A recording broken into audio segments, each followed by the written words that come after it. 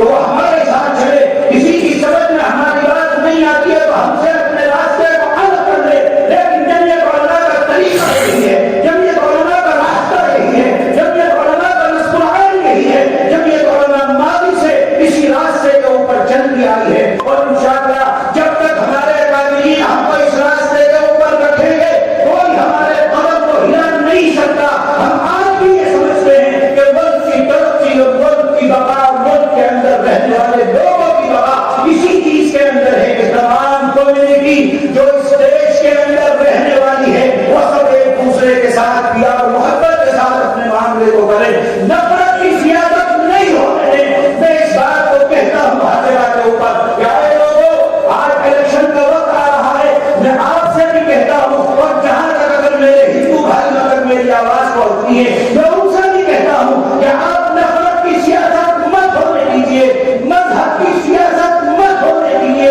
اگر آپ کے پاس کوئی آتا ہے نعرہ تکبیر اللہ اکبر کی صدا لے کر اور مذہب کی بنیاد پر آپ سے ووٹ مانگتا ہے, آپ اس کو ریجیکٹ کر دیجیے. میں اپنے ہندو بھائیوں سے بھی اس بات کو کہتا ہوں کہ کوئی آپ کے پاس شری رام کے نعروں کے ساتھ آتا ہے, مذہب کی بنیاد پر آپ سے ووٹ مانگتا ہے, آپ اس کو ریجیکٹ کر دیجیے. مذہب کی سیاست اس ملک کے اندر چلنے والی نہیں ہے. آج ہمارے بھی بہت سے ملنے والے, آج ہمارے بھی بہت سے لوگ جو ہم میں سے ہیں وہ بھی اسی سیاست کو کر رہے ہیں, اور دوسری طرف کے لوگ ہیں جو اسی سیاست کو کر رہے ہیں. اگر مذہب کی سیاست ہوگی, نفرت کی سیاست ہوگی تو میرے بھائیوں پھر اس ملک کو تباہی سے بچانے والا کوئی ہو نہیں سکتا. ہم تمام اس کو دیکھ رہے ہیں, اپنی آنکھوں سے دیکھ رہے ہیں. اس وقت جمعیت علماء کے ایک ایک منبر کے اوپر یہ بات لازم ہے کہ اپنے اپنے صوبوں میں جاؤ, اور وہ آگ جو لگائی جا رہی ہے